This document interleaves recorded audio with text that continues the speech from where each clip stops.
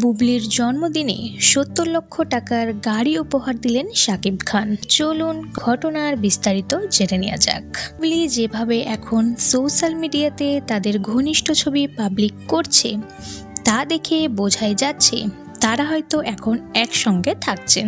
গিয়েছে বুবলির ৩৭তম জন্মদিন। শোনা যাচ্ছে আমেরিকায় শাকিব খানের কাছে আবদার করে জন্মদিনে তার নাকি একটি গাড়ি লাগবে, আর শাকিব খান তার কথা রাখতেই বুবলিকে একটি রেড কালারের মার্সিডিজ ব্র্যান্ডের গাড়ি কিনে দেয়। শাকিব খান নিজে সঙ্গে করে নিয়ে গিয়ে গাড়িটি কিনেছেন।